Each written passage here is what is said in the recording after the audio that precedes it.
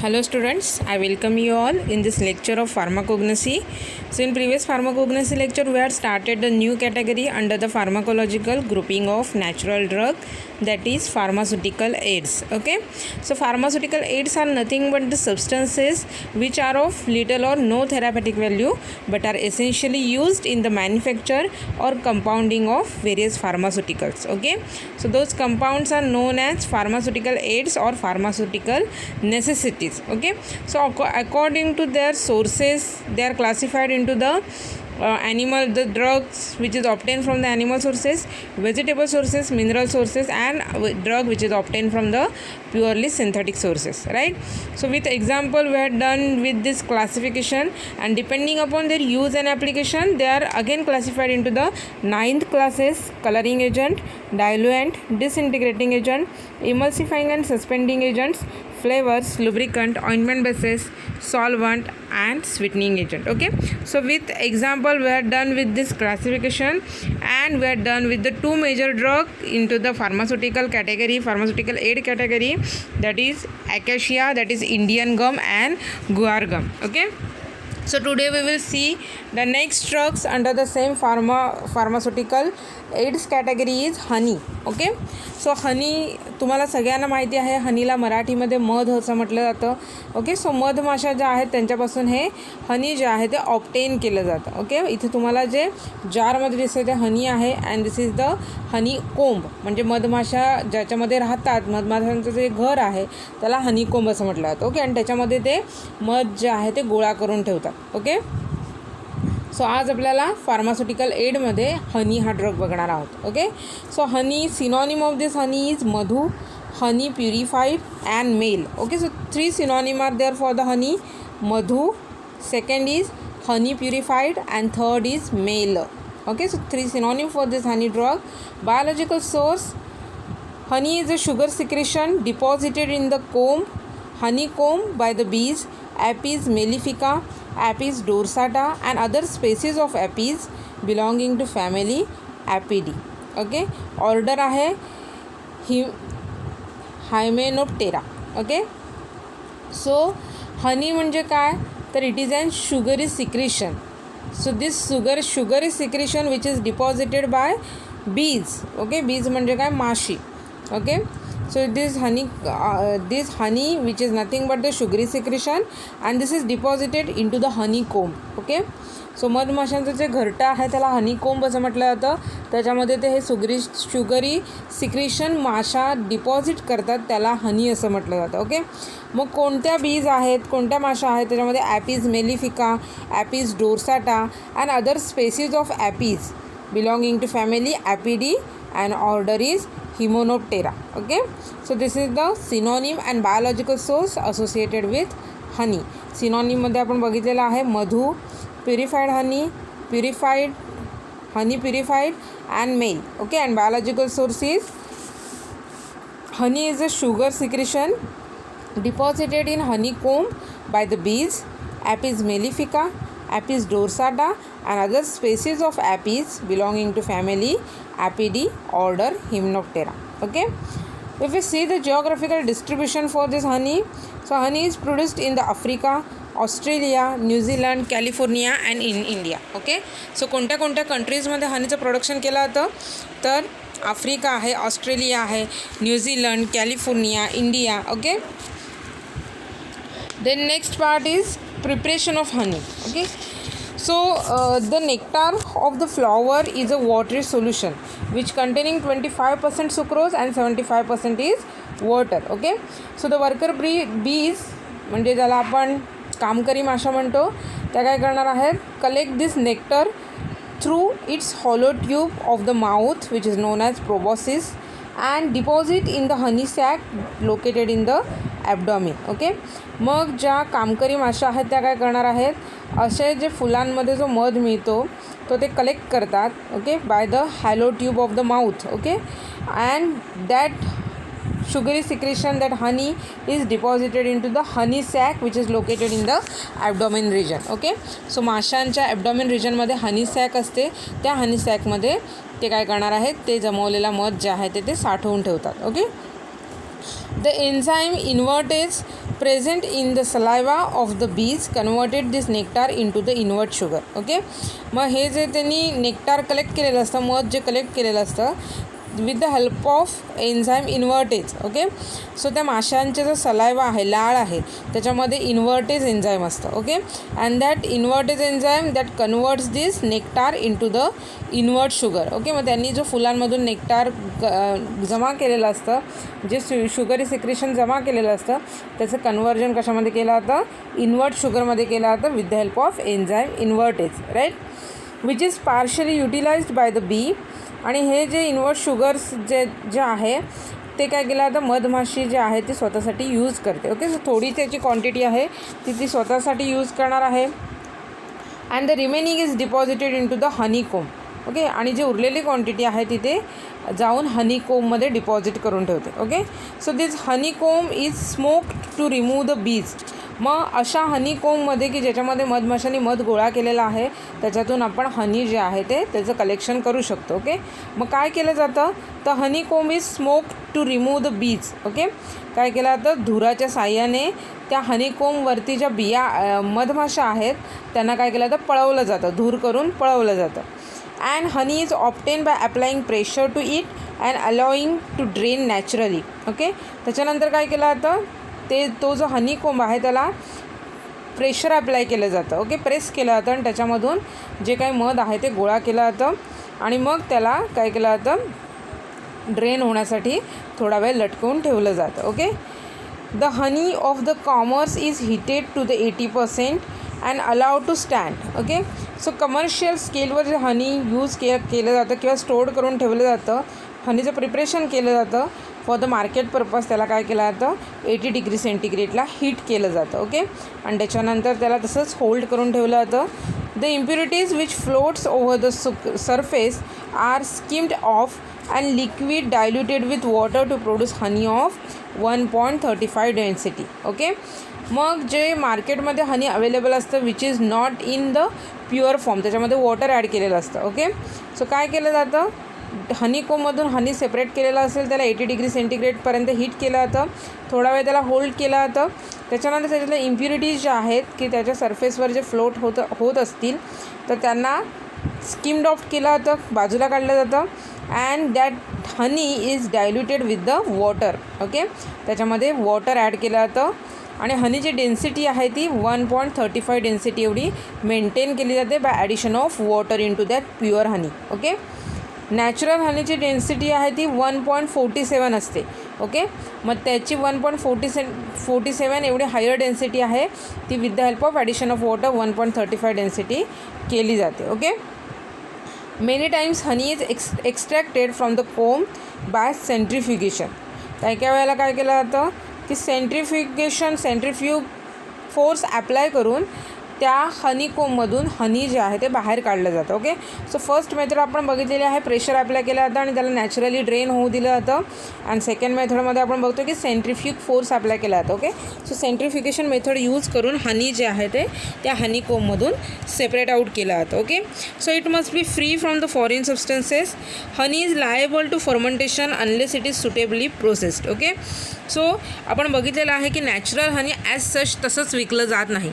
Okay, त्याच्यावर certain processing केलं जातं, म्हणजे त्याला 80 डिग्री सेंटीग्रेडला हीट केलं जातं, त्याच्यानंतर थोड्या वेळासाठी त्याला स्टेबल ठेवलं जातं, त्याच्यानंतर त्याच्यामध्ये वॉटर ॲड करून त्याची विस्कॉसिटी मेंटेन केली जाते. ओके, सो ह्या सगळ्या प्रोसेस अंडर गेल्यामुळे काय होणार आहे हनी जे आहे ते त्याच्यामध्ये फर्मंटेशन होत नाही. ओके, फर्मंटेशन म्हणजे काय तर मायक्रो ऑर्गॅनिझमची ग्रोथ त्याच्यामध्ये होत नाही. Okay, so honey is heated to 80 degree centigrade before it send to the market. Okay, so मार्केटमध्ये तुम्हाला जे डाबर हनी वगैरे असे जे ब्रँडेड कंपनीचे तुम्हाला हनीचे पॅक्स मिळतात त्याच्यामध्ये काय केलेलं असतं त्या हनीला 80 डिग्री सेंटीग्रेडला हीट केलेलं असतं. ओके, सो त्याच्यामध्ये काय होणार आहे कोणतीही मायक्रोबियल ग्रोथ त्या हनीमध्ये होत नाही. Okay, so it should be cooled rapidly and or else it darkens in colour on keeping. Okay, so काय केलं जातं की 80 डिग्री सेंटीग्रेडला हनीला हीट केल्यानंतर त्याला रॅपिडली कूल केलं जातं. ओके, सो ही प्रोसेस केल्यामुळे काय होतं आहे की त्या हनीचा जो डार्क कलरमध्ये त्याचं कन्वर्जन व्हायची प्रोसेस आहे ते काय केलं जातं, प्रिव्हेंट केलं जातं. Okay. So if necessary honey is required to be filtered through the wet cloth or flannel. Okay. जर गरज असेल म्हणजे जर त्याच्यामध्ये खूपच फॉरेन ऑर्गॅनिक मॅटर प्रेझेंट असेल तर काय केलं जातं, फ्लॅनेल यूज केलं जातं किंवा मग वेट क्लॉथ यूज केलं जातं आणि त्याच्या थ्रू हनी जे आहे ते फिल्टर केलं जातं. Okay. So this is the collection and preparation method for the honey. Okay. So इथे आपण हनी जे आहे ते हनी कोमपासून कसं कलेक्ट केलं जातं, त्याच्यावर कोणती कोणती प्रोसेसिंग केली जाते, कशासाठी केली जातं. ओके. आणि त्याच्यामुळे हनीमध्ये कोणते चेंजेस होतात, म्हणजे कमर्शियल स्केलवर जे हनी मार्केटमध्ये सेल केलं जातं त्या हनी कसं प्रोसेसिंग केलं जातं, कसं त्याचं प्रिपरेशन केलं जातं ते आपण इथे बघितलेलं आहे. Okay. Now next part is description, that is morphological characteristics. Okay. So if you see the color of this honey, so color is pale yellow to yellowish brown. Okay. Odor is characteristics and pleasant. Taste is sweet and faintly acrid. Okay. So honey तुम्ही सगळ्यांनी बघितलेला आहे, colour बघितला आपण मधाचा तर pale yellow to yellowish brown असा colour आहे. ओके. ओडर कशी आहे त्याची, प्लीझंट आहे. कॅरेक्टरिस्टिक्स अशी ओडर आहे. टेस्ट ॲज युजल हनी आहे, स्वीट आहे आणि फेंटली ॲक्रीड अशी आपल्याला त्याची टेस्ट लागते. ओके. सो एक्स्ट्रा फीचर्स जर आपण त्याचे बघितलं तर it is syrupy thick liquid. Okay. Translucent when fresh on keeping it becomes opaque and granular due to the crystallization of glucose. Okay. So हनीचं आपण सिरप बघितलं तर फ्रेश सिरप तर ते कसं असतं, सिरपी थिक असं लिक्विड असतं. ओके. फ्रेश असताना ते सिरपी असं थिक लिक्विड फॉर्ममध्ये असतं. ट्रान्सलुसंट नेचरचं असतं, म्हणजे एकदम क्लिअर नसतं, ट्रान्सलुसंट नेचरचं असतं. ओके. जर जास्त वेळासाठी जास्त पिरियडसाठी हनी जर स्टोअर करून ठेवलं गेलं तर ते कसं होणार आहे, ओपॅक अँड ग्रॅन्युलर होतं. Okay. So due to the crystallisation म्हणजे त्याच्यामध्ये जे ग्लुकोज आहे त्याचं क्रिस्टलायझेशन होतं आणि त्याच्यामुळे ते जे हनी आहे ते ओपॅक आणि ग्रॅन्युलर नेचरचं होतं. Okay. Then if you see the standards of this honey, pharmacopoeia standards, so weight per ml in between the 1.35 to 1.36 gram, specific rotation value in between the plus 3 degree to minus 10 degree, and total ash value in between the 0.1 to 0.8%. Okay. So these are the certain pharmacopoeia standard which is mentioned for this honey drug. Okay. Then if you see the solubility of this honey, so it is soluble in water and insoluble in alcohol. Okay. So water मध्ये honey soluble आहे आणि अल्कोहोलमध्ये insoluble आहे. Okay. So this is the standards, extra features and solubility and description parameters which is related with the honey drug. Okay. Now we will see the chemical constituents which are present into the honey. honey मध्ये कोणते कोणते chemical constituents present असतात. So honey is an aqueous solution of the glucose. So 35% glucose is present into the honey. 45% fructose is there and sucrose is about 2%. Okay. So honey मध्ये glucose, fructose आणि sucrose present असतं. Glucose 35% मध्ये आहे, fructose 45% and sucrose in 2% concentration. Okay. So the proportion of sugar may vary depending upon the source of the nectar and the enzymatic activity responsible for converting nectar into the honey. Okay. मग हे जे sugars ज्या present असतात, glucose, fructose आणि sucrose हनीमध्ये, त्याचं जे concentration आहे ते व्हॅरी होतं. ओके. का व्हॅरी होतं? कारण का त्या मधमाशाच्या आहेत त्या कोणत्या सोर्सपासून तो जो मध आहे तो गोळा करतात आणि आपल्याला माहिती आहे की नेक्टार जेव्हा गोळा केलं जातं त्याच्यानंतर त्याच्यावर त्या हनीबीच्या सलायवामध्ये जे इन्व्हर्टेज एन्झाईम आहे that converts those enzyme converts this nectar into the honey, right? So ही जी प्रोसेसिंग ॲक्टिव्हिटी आहे प्रत्येक हनीच्या इन्व्हर्टेज एन्झाईमची आणि कोणत्या सोर्सपासून ते हनी कलेक्ट केलेलं आहे त्याच्यावर डिपेंड आहे ह्याच्यामध्ये सुक्रोजचं किती कॉन्सन्ट्रेशन असू शकतं. ओके. सो त्याच्यामुळे हनीमध्ये जे सुक्रोजचं, ग्लुकोजचं आणि फ्रक्टोजचं कॉन्सन्ट्रेशन आहे, शुगरचं जे कॉन्सन्ट्रेशन आहे ते व्हॅरी असतं. Okay. So the constituents of the honey that includes the maltose, gum, traces of succinic acid, acetic acid, dextrin and formic acid, coloring matters, enzymes that include invertase, diastase, inulase and traces of vitamins. Okay. proteins and pollen grains from the various flowers are also found into the honey. So along with this, proteins and pollen grains are also found because that nectar is collected from the flower, and that's why proteins and certain pollen grains are also found into the honey. Okay, so कोणते कोणते chemical constituents आपण बघितलेले आहेत तर glucose, fructose आणि sucrose. Okay, so ह्या शुगर्सचं जे प्रपोर्शन आहे ते व्हॅरी होतं depending upon their source of collection. Bees कोणत्या सोर्सपासून नेक्टार कलेक्ट करणार आहे आणि बीजमध्ये जे इन्व्हर्टेज एन्झाईम आहे त्याची ॲक्टिव्हिटी त्या नेक्टारवर होते. सो त्या एन्झाईम ॲक्टिव्हिटीवर सुद्धा डिपेंड आहे की हनीमध्ये शुगरचं कॉन्सन्ट्रेशन आहे ते व्हॅरी असतं. Okay, so along with this sugar this honey also contains maltose, gum, traces of succinic acid, acetic acid, dextrin, formic acid, coloring matters, enzymes that includes invertase, diastase, inulase, and traces of vitamins are also there. Okay, proteins and pollen grains are also present over there due to the this nectar which is collected from the different flowers, right? So since honey is saturated solution of sugar, on keeping it start the crystallization. Okay, so honey म्हणजे काय आहे तर saturated solution of sugar. Okay, म्हणजे त्याच्यामध्ये शुगरची quantity आहे ती मोर असते आणि त्याच्यामुळे जास्त वेळासाठी आपण जर हनी लॉंग पिरियडसाठी हनी स्टोअर करून ठेवलं तर त्याचं काय होणार आहे क्रिस्टलायझेशन स्टार्ट होतं. Okay, so product which contains crystallized dextrose is called as granulated honey. मग असे जर हनी आहे की लाँग पिरियडसाठी स्टोअर केल्यानंतर त्याच्यातून ग्लुकोजचं क्रिस्टलायझेशन होणार आहे आणि अशा हनीमध्ये की जिथे डेक्स्ट्रोजचं क्रिस्टलायझेशन झालेलं आहे, ग्लुकोज शुगरचं क्रिस्टलायझेशन झालेलं आहे, अशा हनीला आपण ग्रॅन्युलेटेड हनी असं म्हणतो. Okay, so heating also serves the purpose of minimizing granulation. So heat केल्यामुळे त्याच्यामध्ये फर्मेंटेशनसुद्धा होणार नाही आहे, म्हणजे मायक्रो ऑर्गॅनिझमची ग्रोथसुद्धा होणार नाही आहे आणि क्रिस्टलायझेशन इफेक्ट आहे तो सुद्धा आपण रिड्यूस करू शकतो. मीन्स ग्रॅन्युलेशन जे हा जो इफेक्ट आहे तो सुद्धा कमी करू शकतो. Okay, so these are the chemical constituents which are present in to the honey. Next is chemical test. Okay, so chemical test जे आहे रेड्युसिंग शुगरच्या ज्या केमिकल टेस्ट आहेत, बायोकेमिस्ट्रीमध्ये तुम्ही कार्बोहायड्रेट आयडेंटिफिकेशन टेस्ट करता. सो रेड्युसिंग शुगरच्या ज्या टेस्ट आहेत, okay, so त्या taste आहेत त्या आपण फेलिंग टेस्ट आहे, टॉमस टेस्ट आहे, बेनेडिक्ट टेस्ट आहे, बारफोर्ड टेस्ट आहे. Okay, so those tests are useful for the identification of the honey, right. The next is uses. So uses आपण हनीचे बघितले तर honey is used as an demulcent and sweetening agent. Okay, so demulcent and sweetening agent म्हणून honey जे आहे ते use केलं जातं. ओके, सो डिमल्संट म्हणजे आपण काय बघितलेलं आहे तर असे agent which prevents the irritation and inflammation of mucous membrane. Okay, so how is they prevent the irritation and inflammation of mucous membrane by forming a thin film, protective film over the mucous membrane, and thereby they prevent their irritation and inflammation. Okay, so this honey may possess the demulcent property and also it is used as a sweetening agent. Okay, so demulcent property आहे आणि sweetening agent म्हणून use केला जातं.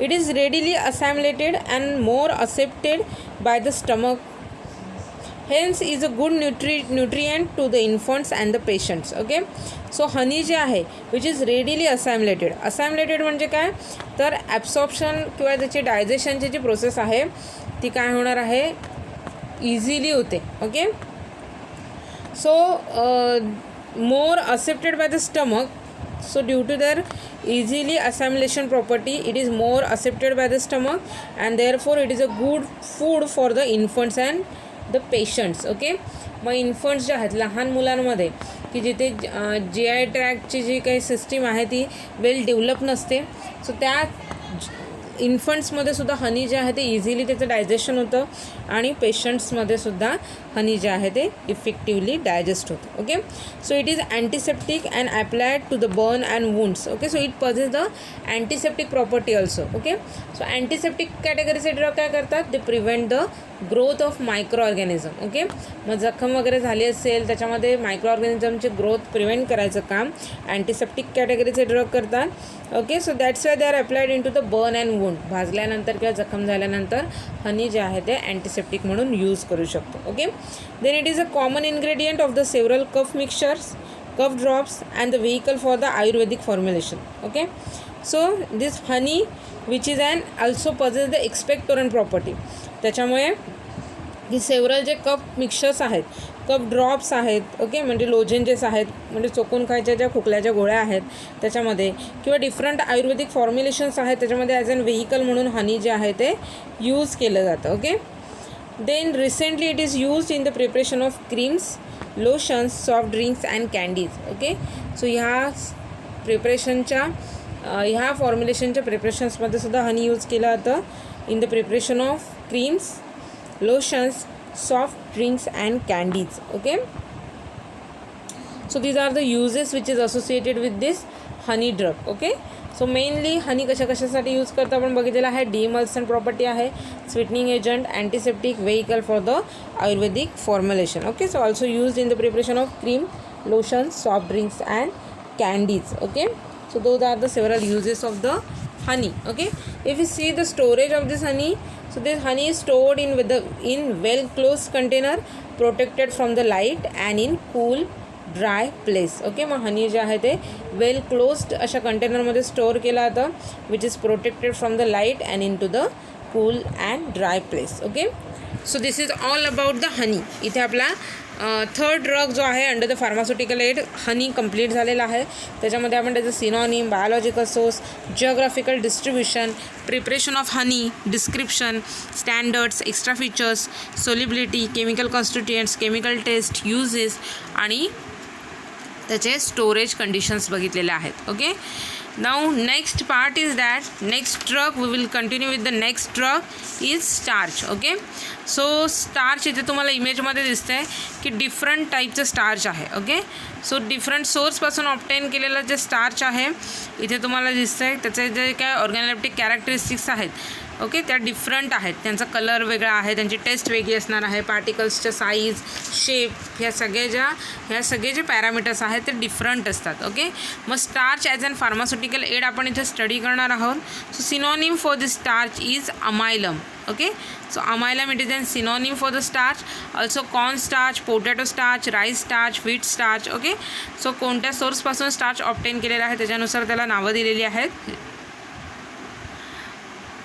And major synonym is amylum. Okay, then if you see the biological source of this starch consists of polysaccharides granules which is obtained from the grains of the maize, that is zea maize, from the rice Oryza sativa, or from the wheat Triticum aestivum belonging to family Gramineae. Okay, or from the tubers of the potato Solanum tubersum belonging to family Solanaceae. Okay, so इथे biological source तुम्हाला चारही source लिहायचे आहेत. Biological source जर विचारला गेला स्टार्चचा तर काय लिहायचं आहे? Starch consist of polysaccharide granules which is obtain from the grains. Okay, so grains जे आहेत, धान्य जे आहे त्याच्यापासून हे जे पॉलिसॅकराइड ग्रॅन्युल्स आहेत ते स्टार्चचे ग्रॅन्युल्स जे आहेत ते मिळवले जातात. ओके, मग कोणते कोणते धान्य आहे त्याच्यामध्ये मेज आहे. ओके, मेज जे आहे ते झिया मेज या प्लांटपासून ऑब्टेन केलं जातं.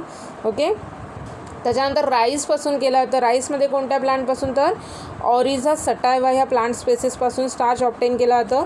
आणि व्हीट आहे म्हणजे गहू आहे, सो गहूमध्ये ट्रिटिकम ॲस्टिवम ह्या प्लांट स्पेसिसपासून काय केलं जातं? स्टार्च ऑब्टेन केलं जातं. ओके, सो मेजमध्ये झिया मेज, राईसमध्ये Oryza sativa and in wheat Triticum sativum belonging to family Gramineae. Okay, so ह्या 3 सोर्सपासून जे स्टार्च ऑब्टेन केलं जातं त्याची फॅमिली ग्रॅमिनी आहे. ओके, त्याच्यानंतर tubers of potato. Okay, potato म्हणजे बटाट्यामधून जे स्टार्च ऑब्टेन केलं जातं, सो कोणत्या प्लांट स्पेसिसपासून ऑब्टेन केलं जातं तर सोलॅनम ट्युबर्सम ह्या बटाट्याच्या झाडापासून स्टार्च ऑब्टेन केलं जातं. And the family of this potato starch is Solanaceae. Okay, so तुम्ही इथे व्यवस्थित बघितलात तर 4 सोर्सपासून स्टार्च ऑब्टेन केलं जातं. त्याच्यामध्ये कॉर्न स्टार्च आहे, पोटॅटो स्टार्च आहे, राईस स्टार्च आहे आणि व्हीट स्टार्च आहे. ओके, सो कॉर्न स्टार्च जे आहे ते त्याला मेज असं म्हटलं जातं. सो मेजपासून ऑप्टेन केलं जातं. झियामेज ह्या प्लांट स्पेसीपासून ऑप्टेन केलं जातं. राईसपासून ऑप्टेन करणारं जे स्टार्च आहे ते ओरिजा सटावा या प्लांट स्पेसीपासून ऑप्टेन केलं जातं. आणि व्हीटपासून जे स्टार्च आपल्याला मिळतं ते ट्रिटिकम ॲस्टिवम ह्या प्लांट स्पेसीसपासून ऑप्टेन केलं जातं. ओके, सो ह्या 3 सोर्सपासून ऑप्टेन केलेलं स्टार्च आहे त्याची फॅमिली ग्रॅमिनी आहे. आणि ट्युबर्स ऑफ पोटॅटोपासून जे स्टार्च ऑप्टेन केलं जातं त्याची प्लांट स्पेसीज आहे सोलॅनम ट्युबरसम बिलॉंगिंग टू फॅमिली सोलॅनसी. ओके, म्हणजे धान्यापासून जे स्टार्च ऑप्टेन केलेलं आहे त्याची फॅमिली जर तुम्ही बघितलं तर ग्रॅमिनी आहे. आणि पोटॅटोपासून जे स्टार्च ऑप्टेन केलेलं आहे त्याची फॅमिली सोलॅनसी आहे. ओके, सो असा पूर्ण बायोलॉजिकल सोर्स तुम्हाला लिहायचा आहे. सिनॉनिम स्टार्चचा अमायलम आहे. आणि बायोलॉजिकल सोर्समध्ये तुम्हाला लिहायचं आहे starch consist of polysaccharide granules which is obtain from the grains of maize, Zea mays, rice, Oryza sativa, or wheat, Triticum aestivum, belonging to family Gramineae, and from the tubers of potato, Solanum tubersum, belonging to family Solanaceae. असा पूर्ण biological source तुम्हाला लिहायचा आहे. Then next part is that geographical distribution.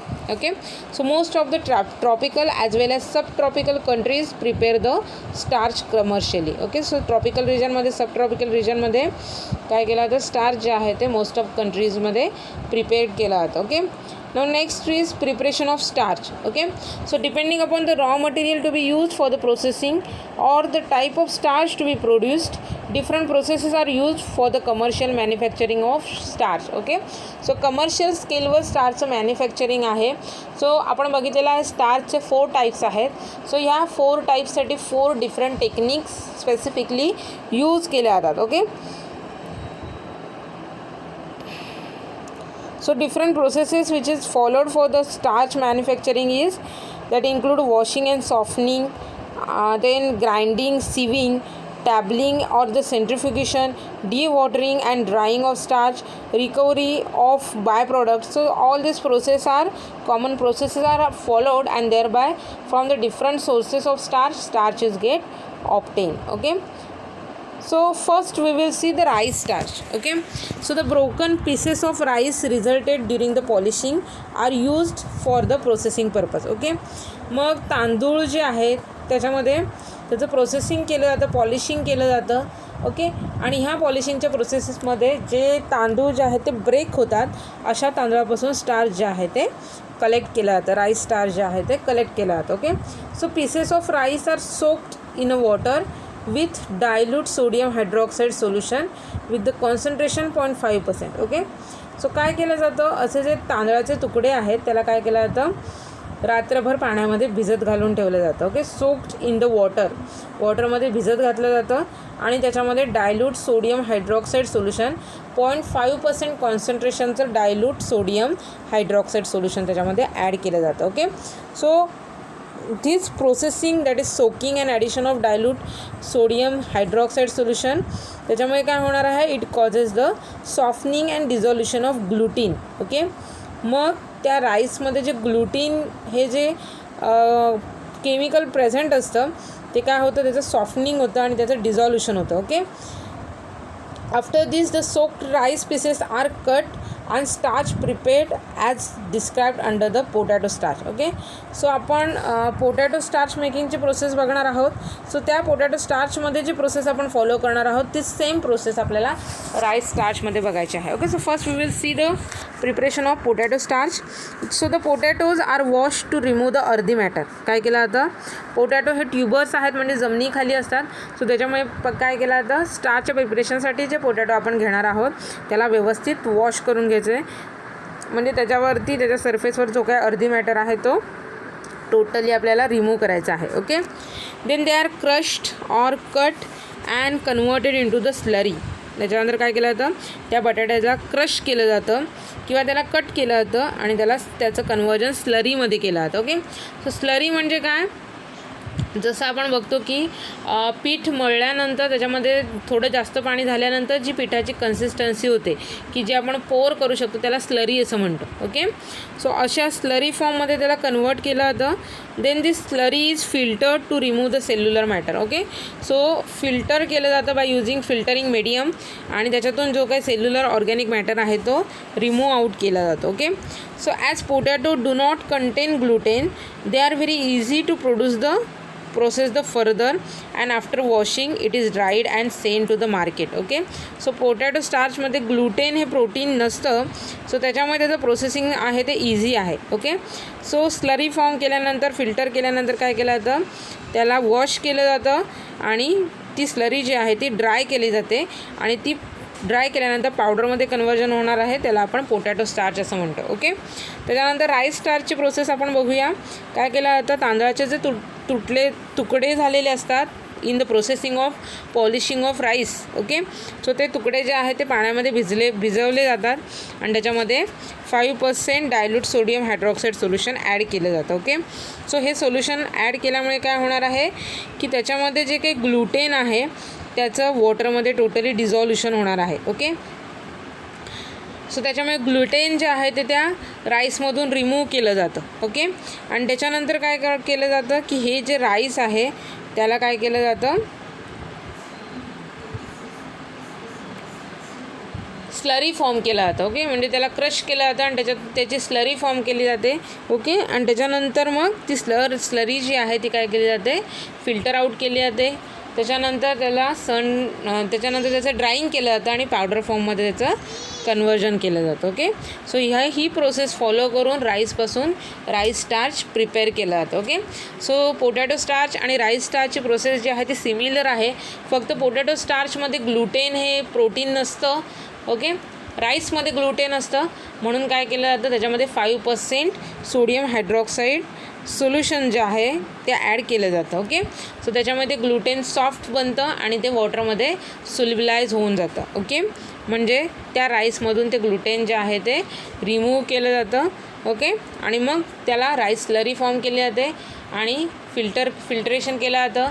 त्यानंतर drawing केलं जातं त्याचं आणि मग त्याचं पावडरमध्ये कन्वर्जन केलं जातं, त्याला आपण राईस स्टार्च असं म्हणतो. ओके, नाऊ नेक्स्ट इज मेज स्टार्च. ओके, त्याला कॉर्न स्टार्च असं सुद्धा म्हटलं जातं. सो मक्यापासून कसं स्टार्च कलेक्ट केलं जातं, कसं स्टार्चचं प्रिपरेशन केलं जातं ते आपण इथे बघणार आहोत.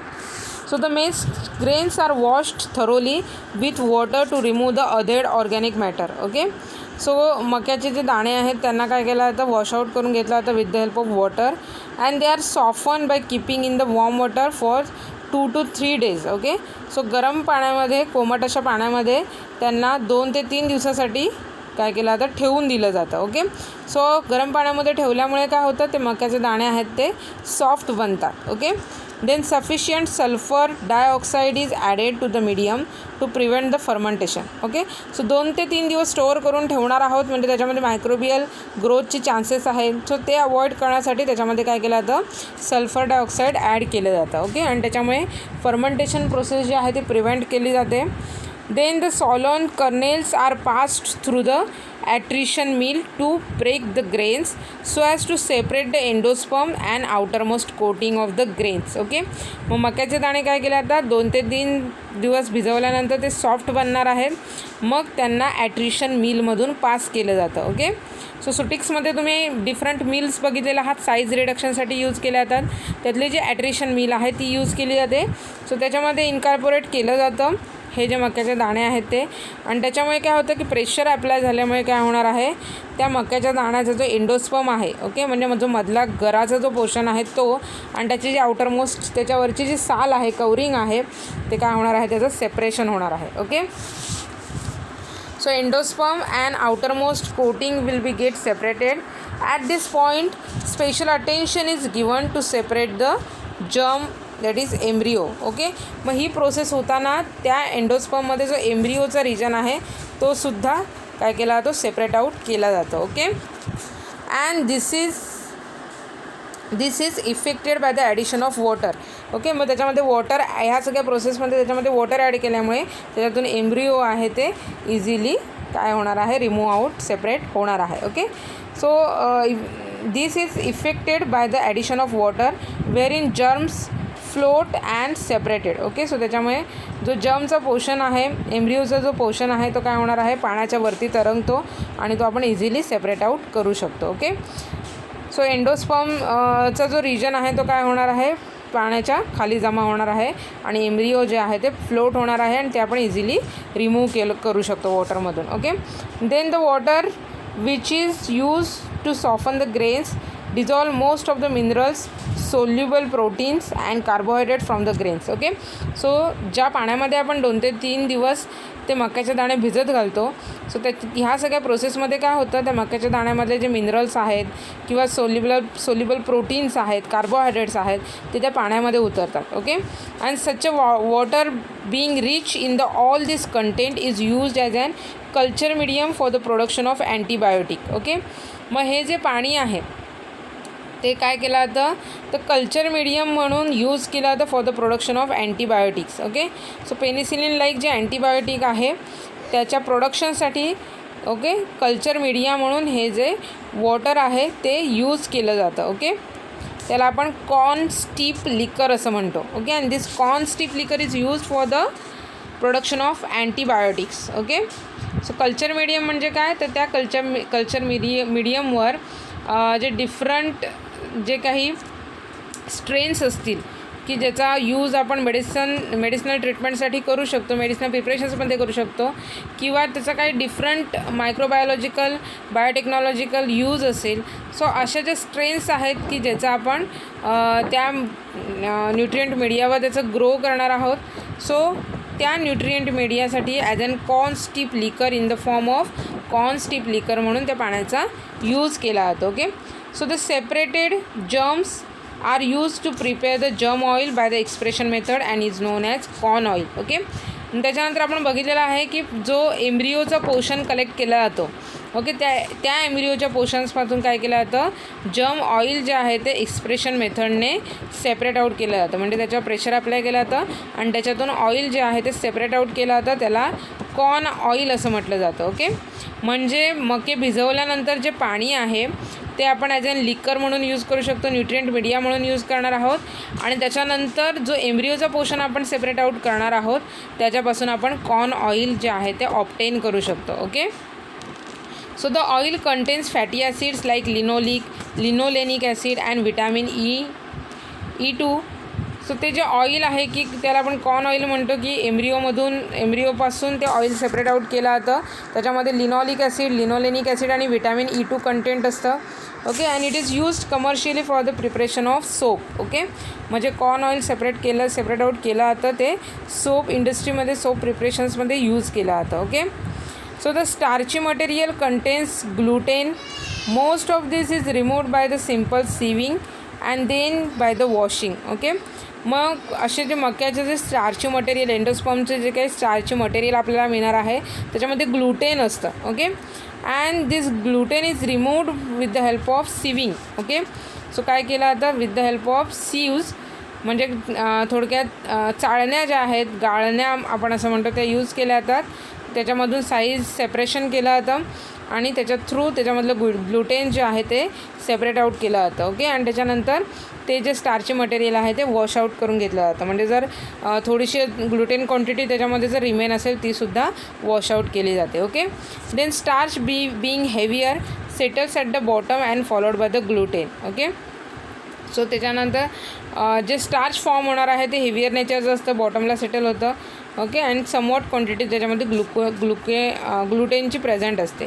So several treatments with the cold water wash the starch is effectively. So नंतर काय केलं जातं, जे स्टार्च पावडर मिळणार आहे त्याला कोल्ड वॉटर वॉश दिलं जातं, which is then centrifuge or filtered pressed. Okay, त्याच्यानंतर हे जे कंटेंट आहे ते काय केलं जातं, सेंट्रिफ्यूग केलं जातं. सो सेंट्रिफ्यूग केल्यामुळे solid and liquid phase separate out होणार आहेत, राईट, अँड किंवा फिल्टर प्रेस यूज केला जातो आणि finally dried in flash dryer or moving belt dryer. Okay, so moving belt dryer आणि फ्लॅश ड्रायर, सो हे जे ड्राईंग आहे किंवा साईज सेपरेशनचे जे काही मिल्स आहेत हा सगळा पार्ट तुम्हाला सुटिक्समध्ये कवर झालेला आहे. ओके, सो हे जे डिफरंट ड्रायर्स आहेत इथे स्पेसिफिकली फ्लॅश ड्रायर यूज केला जातो किंवा मग मूव्हिंग बेल्ट ड्रायर यूज केला जातो फॉर द ड्रायिंग ऑफ मेज स्टार्च. ओके, आणि असं मग मक्याच्या दाण्यापासून स्टार्च जे आहे ते प्रिपेअर केलं जातं. ओके, सो आय थिंक तुम्हाला इझी प्रोसेस आहे, समजली असेल. त्याच्यानंतर नेक्स्ट व्हीट स्टार्च कसं प्रिपेअर केलं जातं ते आपण बघूया. So this wheat being the major article of the food is restrictively used for the preparation of starch. Okay, so आपण रोजच्या जेवणात पण गव्हाचं पीठ वगैरे आपण खूप यूज करतो. So in this process the wheat flour is converted into the dough. Okay, मग काय केलं जातं, गव्हाचं पीठ केलं जातं आणि त्या पीठ काय केलं जातं, डोमध्ये कन्वर्ट केलं जातं. ओके, म्हणजे मळल्यानंतर जो काही पिठाचा गोळा असतो त्याला डो म्हणतो. Okay, and kept for the while. Okay, त्याच्यानंतर असं मळलेलं पीठ जे आहे ते थोड्या वेळासाठी तसंच ठेवून दिलं जातं. Okay, the gluten in the dough swells and the masses are taken to grooved roller wherein water is poured over them with constant shaking. Okay, त्याच्यानंतर काय केलं जातं, थोडा वेळ ठेवल्यामुळे काय होतं आहे की ते ग्लुटेन जे प्रेझेंट असतं त्या गव्हाच्या पिठामध्ये ते काय होणार आहे, स्वेल्स होणार आहे. Okay, and the masses are taken to grooved roller. मग असं जे गव्हाचं पीठ आहे ते काय केलं जातं, रोलर्समध्ये पास केलं जातं. ओके, सो रोलरमधून पास केल्यामुळे काय होतं आहे की रोलरमधून पास होण्याची जी प्रोसेस आहे तेव्हा काय केलं जातं, water is poured over them. त्याच्यावर वॉटर पोर केलं जातं with constant shaking. Okay, constant shake करून त्यांच्यामध्ये वॉटर इम्पार्ट केलं जातं, इन्सर्ट केलं जातं, ॲड केलं जातं. The starchy liquid coming out of the roller is processed conventionally to take out the starch. Okay, मग जे स्टार्ची लिक्विड त्या रोलरमधून बाहेर पडणार आहे त्याला काय केलं जातं, डिफरंट प्रोसेसिंग यूज करून त्याच्यापासून ड्राय असं स्टार्च फॉर्म केलं जातं. Okay, which is known as wheat starch. आणि मग हे जे डिफरंट स्टार्च आहेत ते वेल क्लोज्ड कंटेनरमध्ये पॅकेजमध्ये त्यांना पॅक केलं जातं. ओके, सो आय थिंक तुम्हाला चारही स्टार्चच्या मेथड ऑफ प्रिपरेशन समजल्या असतील. Potato starch, rice starch, maize starch and wheat starch. Okay, now next part is description of starch, that is morphological characteristics. Okay, so colour जर आपण बघितला तर rice starch and मेज starch grains R white कलरचे असतात. कोणत्या स्टार्चची powder, तर rice आणि मेज. ओके, सो तांदळापासून ऑब्टेन केलेलं स्टार्च आहे आणि मक्यापासून ऑब्टेन केलेलं स्टार्च आहे ते व्हाईट कलरचं असतं. While wheat is a cream colour. Okay, गव्हापासून जे स्टार्च ऑब्टेन केलं जातं ते क्रीम कलरचं आहे. And potato starch is slightly yellowish. बटाट्यापासून जे स्टार्च ऑब्टेन केलेलं असतं ते स्लाइटली येलोइश कलरचं असतं. ओके, सो प्रत्येक स्पेसिसमध्ये जर आपण स्टार्चचा कलर बघितला तर तो व्हॅरी आहे. राईस आणि मेजमध्ये व्हाईट कलर आहे, व्हीटमध्ये क्रीम कलर आहे आणि पोटॅटोमध्ये स्लाइटली येलो कलरचं आहे. ओके, ओडरलेस, कोणतीही ओडर नसते त्याला. टेस्ट जी आहे ती मिसलेजिनियस टेस्ट लागते. ओके, आणि साईज आणि शेप जर आपण बघितला तर starch grains vary depending upon the type as given below. Okay, म्हणजे त्याचा जो साईज आणि शेप जो आहे, साईज आणि शेप, सो डिफरंट ज्या 4 टाईपचे जे स्टार्च ग्रेन्स आहेत त्याच्यामध्ये त्याचा साईज अँड शेप जो आहे तो डिफरंट आहे. ओके, फर्स्ट राईस स्टार्चमध्ये जर आपण बघितलं so the granules are simple or the compound. Okay, so त्याच्यामध्ये जे ग्रॅन्युल्स पार्टिकल्स आहेत ते कसे असतात, सिम्पल और म्हणजे पार्टिकल एकमेकाला स्टिक होऊन ग्रॅन्युल्स फॉर्म करतात आणि असे ग्रॅन्युल्स जे आहेत ते सिम्पल फॉर्ममध्ये असतात किंवा कंपाऊंड फॉर्ममध्ये असतात. ओके, सिम्पल म्हणजे सिंगल फॉर्ममध्ये प्रेझेंट दिसणार आहेत किंवा मग ते एकमेकांना स्टिक होऊन कंपाऊंड फॉर्ममध्ये आपल्याला त्याचे ग्रॅन्युल्स जे आहेत ते दिसतात. Okay, so simple granules are polyhedral. So simple नेचरचे जे ग्रॅन्युल्स आहेत राईसचे त्याचं नेचर पॉलीहेड्रल टाईप आहे. 2 to 12 micron in diameter. Compound granules which are ovoid in shape, 12 to 30 micron by 7 to 12 micron in size. They are also contains 2 to 150 components. Okay, so त्याच्यामध्ये जर आपण simple असं ग्रॅन्युल्सचा shape बघितला तर तो polyhedral आहे आणि कंपाऊंड ग्रॅन्युल्सचा शेप जो आहे तो ओव्हॉइड शेप आहे. ओके, हे झालं राईस स्टार्चबद्दल मॉर्फोलॉजिकल कॅरेक्टरिस्टिक्स. नेक्स्ट आहे wheat starch. Okay, so wheat स्टार्चमध्ये जे पार्टिकल्स आहेत which are simple lenticular granules which are circular or oval in shape and 5 to 50 micron in diameter. Okay, The granules contains hilum at the center, concentric faintly marked striations and rarely compound granules with 2 to 4 components are also observed. Okay, so wheat स्टारचा जर आपण particle बघितला तर त्याचा shape कसा आहे, simple lenticular granules आहेत. Okay, acicular or oval असं त्याचा शेप आहे.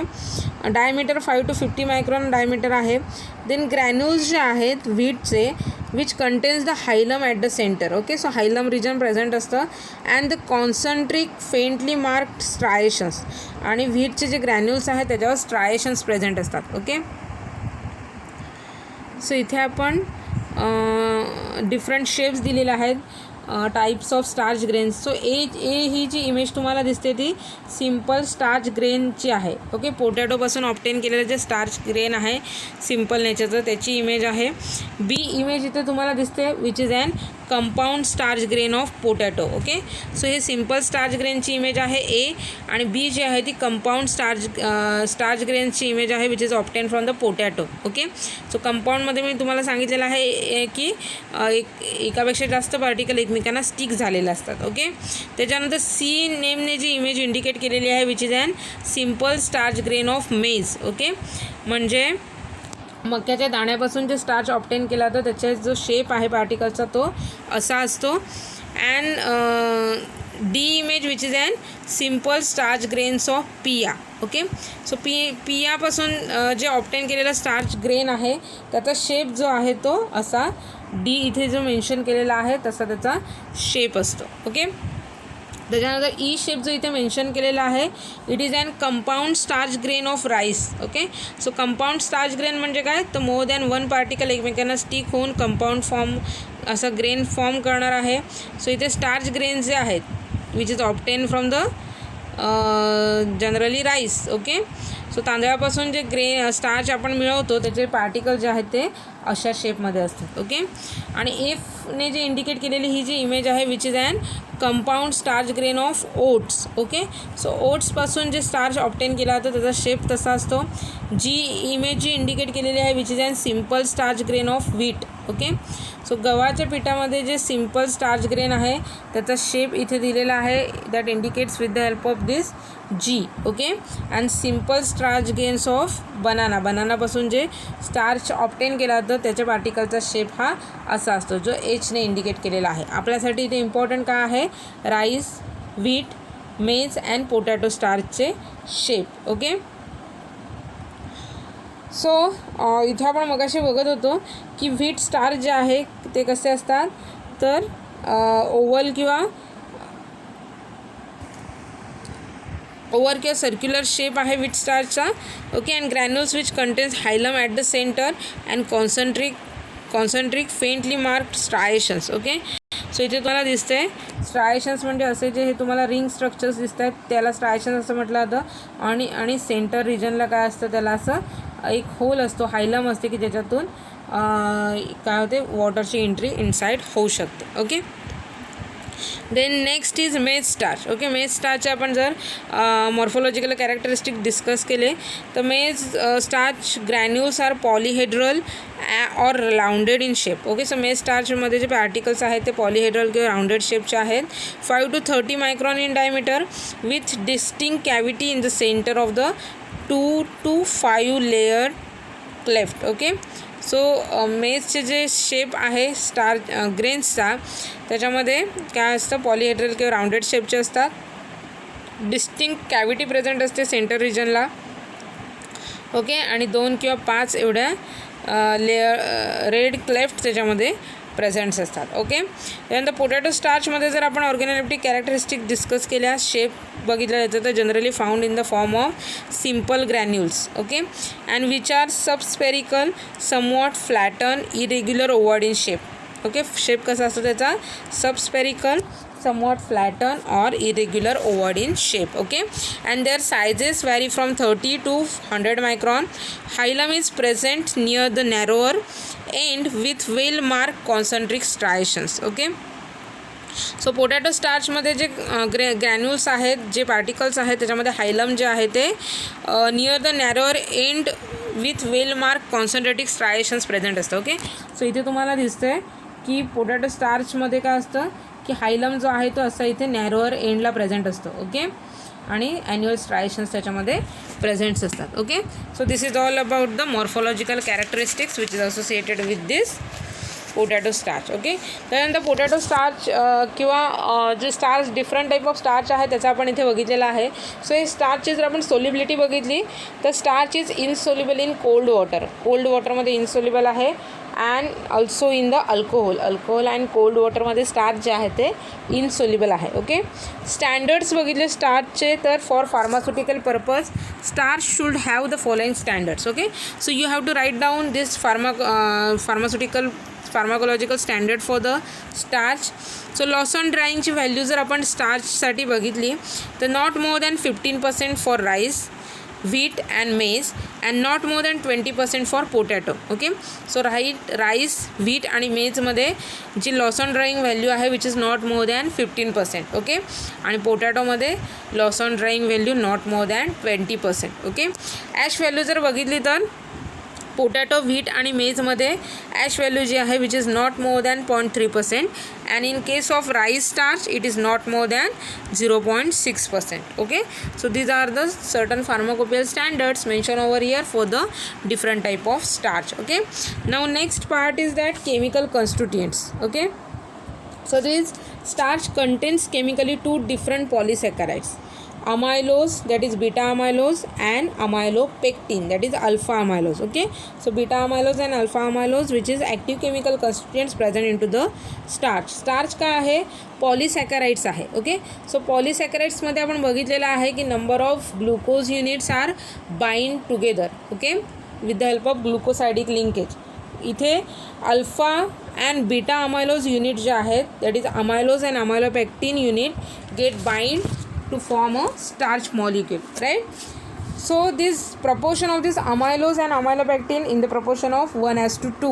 okay, म्हणजे 1 amylose and 2 amylopectin, so 1:2 या proportionsमध्ये हे जे कंटेंट आहे ते स्टार्चमध्ये अवेलेबल असतं. Okay, then amylose is a water soluble and amylopectin is a water insoluble but swells in the water and is responsible for gelatinizing property of starch. okay, amylose जे आहे त्याच्यामधले that is beta amylose which is water soluble in nature. Okay, आणि amylopectin आहे that is alpha amylose which is water insoluble in nature. Okay, but this amylopectin is swells in the water and this responsible for gelatinizing property of starch. Okay, so त्याच्यामुळे वॉटरमध्ये गेल्यानंतर swells होतं आणि त्याच्यामुळे त्याची जिलॅटिनायझिंग property जी आहे ती which is due to the amylopectin. Okay, so amylose gives the blue color with the iodine while amylopectin gives the bluish black colorations. okay, so iodine सोबत जर आपण starch treat केलं तर amylose gives the blue color and amylopectin gives the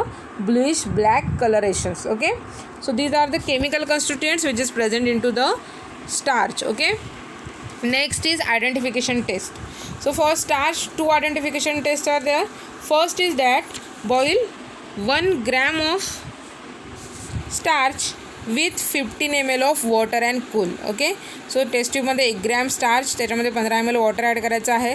हे content जे आहे ते बर्नरवर boil करून घ्यायचं आहे आणि मग त्याला कूल करायचं आहे. ओके, सो कूल झाल्यानंतर translucent viscous jelly is produce. Okay, translucent viscous jelly mass form होतं.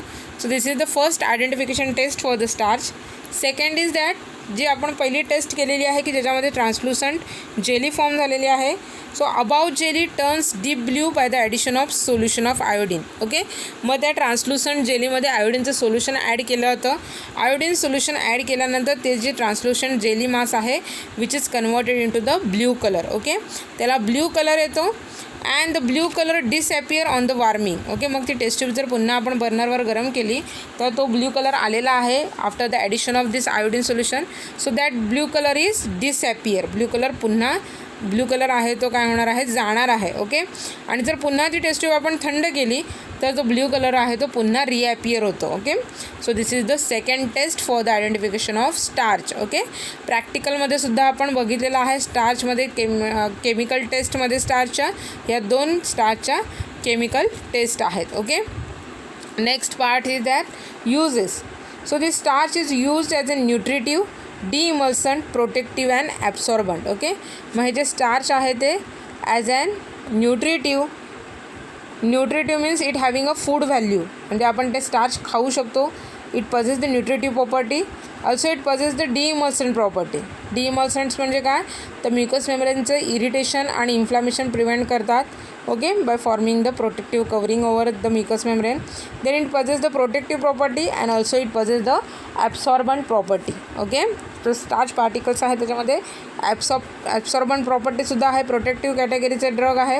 डिइमल्संट अँड न्यूट्रिटिव्ह कॅटेगरी आहे. ओके, म्हणून यूज करू शकतो आपण starch.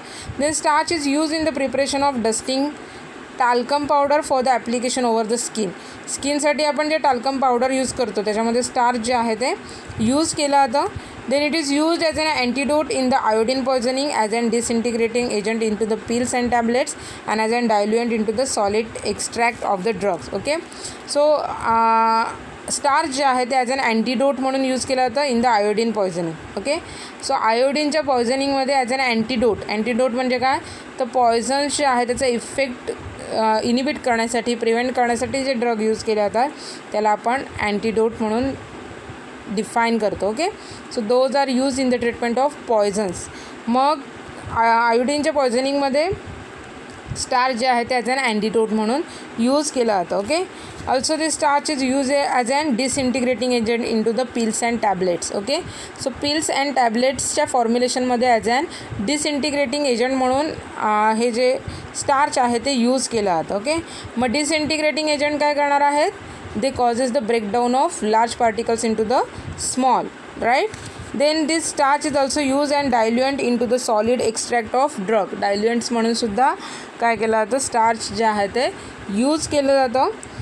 It is an diagnostic aid in the identification of crude drugs. So crude ड्रगच्या आयडेंटिफिकेशनमध्ये as an diagnostic aid म्हणून त्याचा यूज केला जातो. Glycerin of starch is used as an emollient. Glycerin of starch which is used as an emollient and as a base for the suppositories. Okay, म्हणजे स्टार्चचं जे glycerine आहे म्हणजे त्याची जी ट्रान्सल्युसंट मास form केला होता which is use as an emollient. Okay, emollient म्हणून use केला होता. ओके, सो इमोलियंट म्हणजे काय, तर असे agent which causes the softening or soothing effect on the skin. Okay, skin soft करायचं काम किंवा सुदिंग इफेक्ट त्या स्किनला द्यायचं काम इमोलियंट कॅटेगरीचे ड्रग करतात. ओके, मग हे जे ग्लिसरीन ऑफ स्टार्च आहे which possess the emollient property and also as an base for the सपोजिटरीच्या प्रिपरेशनमध्ये बेसमध्ये स्टार्च आहे, ग्लिसरीन ऑफ स्टार्च हे यूज केलं जातं.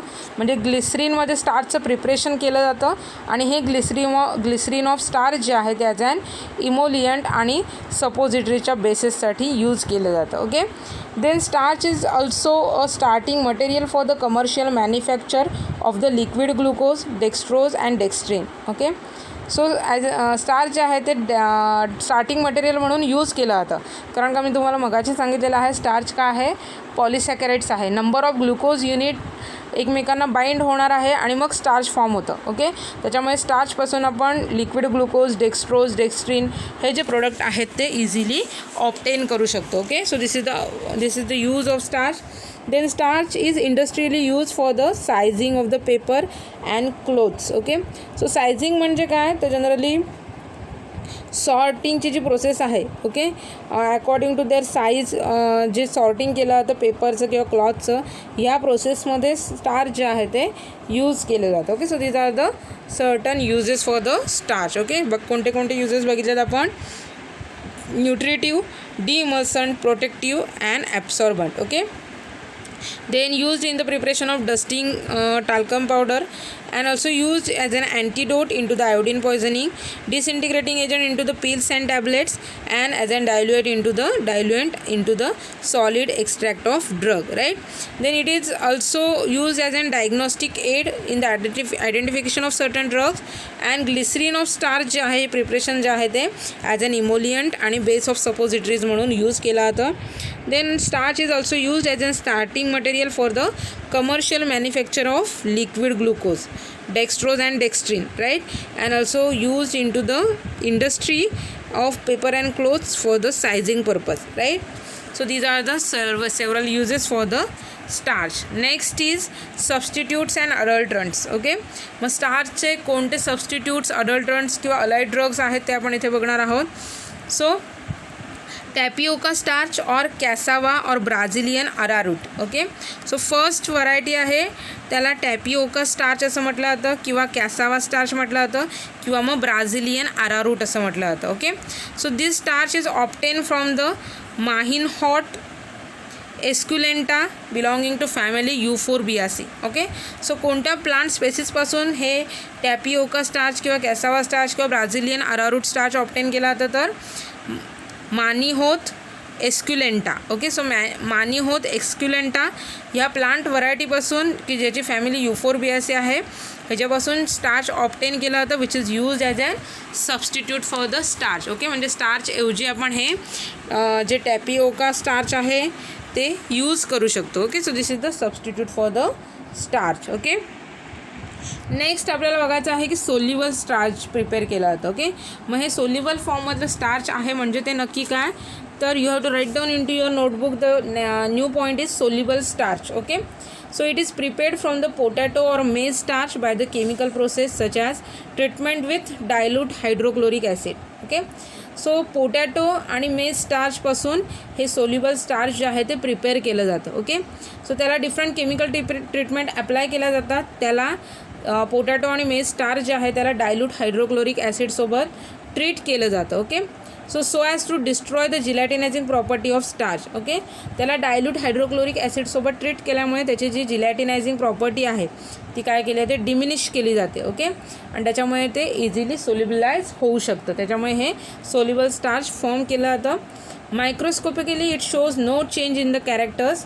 It is soluble in water and forms a transparent mobile liquid. Okay, so वॉटरमध्ये totally soluble होणार आहे due to the destruction of gelatinizing property of that starch. Okay, आणि मायक्रोस्कोपमध्ये जर आपण ह्याचे पार्टिकल्स बघितले तर ओरिजिनल स्टार्च आणि सोल्युबल स्टार्चच्या पार्टिकल्समध्ये जास्त काही डिफरन्स दिसून येत नाही. फक्त त्याची जी जिलॅटिनायझिंग प्रॉपर्टी आहे ती डिमिनिश केली जाते with the help of dilute hydrochloric acid and due to this effect this starch is more soluble in to the water and form a transparent mobile liquid. Right, then mucilage type of starch आहे which is used as an स्टार्चमध्ये जो म्युसिलेजचा part आहे which is use as an emollient for the skin. Okay, so softening and soothing of the skin त्याच्या emollient effect show करणार आहे and also base for the some enemas. Okay, so enemas जे use केले जातात, so enema कशासाठी use केला जातं तर जी आय ट्रॅक्टमध्ये जे कंटेंट आहे त्याचं जी आय ट्रॅक्टचं टोटली एलिमिनेशन केलं जातं, एम्प्टिंग केलं जातं by using the enema. Okay, so हे इनेमा जे आहेत ते त्याच्या बेसिससाठी अशा इनेमाच्या प्रिपरेशन्ससाठी जे बेसिस यूज केले जातात त्याच्यामध्ये म्युसिलेज स्टार्च म्युसिलेज जे आहे ते यूज केलं जातं. Okay, so these are the certain uses of starch. Okay, so I think you are understand in detail about this starch. स्टार्चमध्ये आपण त्याचं synonym, biological source, geographical distribution, त्यानंतर डिफरंट मेथड्स बघितलेले आहेत प्रिपरेशन ऑफ स्टार्च. त्याच्यामध्ये potato starch, rice starch, maize starch, wheat starch कसं prepare केलं जातं त्या प्रोसेसेस आपण बघितलेल्या आहेत. त्याच्यानंतर डिस्क्रिप्शन पॅरामीटर्स बघितलेले आहेत 4 टाईपचे स्टार्चचे.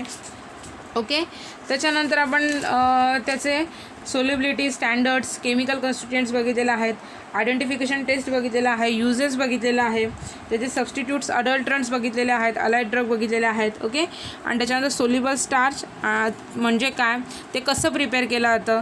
ओके, त्याचं यूज काय आहे, सो म्युसिलेज ऑफ स्टार्च जे आहे त्याचं यूज काय आहे ते आपण इथे डिस्कस केलेलं आहे. ओके, सो आजचं लेक्चर मी इथेच थांबवते आहे. सो आजच्या लेक्चरमध्ये आपण जे 2 ड्रग कवरअप केलेले आहेत which is more important exam point of view जर आपण बघितलं तर ह्या दोन्ही ड्रगवर हमखास क्वेश्चन विचारला जातो. ओके, त्यांचं synonym, biological source, method of preparation, त्याचं डिस्क्रिप्शन. ओके, त्याच्यानंतर त्याचे chemical constituents, chemical test, uses, substitute आणि अडल्ट्रंट्स आहेत. ओके, ह्या सगळ्यावर दोन्ही ड्रगवर क्वेश्चन एक्झाममध्ये विचारला जातो. ओके, सो आजच्या लेक्चरमध्ये आपण हे 2 मेजर ड्रग कवर केलेले आहेत. सो आजच्या लेक्चरमधला कोणता पॉईंट, कोणता पार्ट तुम्हाला समजला नसेल तर तुम्ही मला पर्सनल मेसेज करून विचारू शकता. Thank you for listening me. Happy learning to all of you. Take care all of you. Good bye.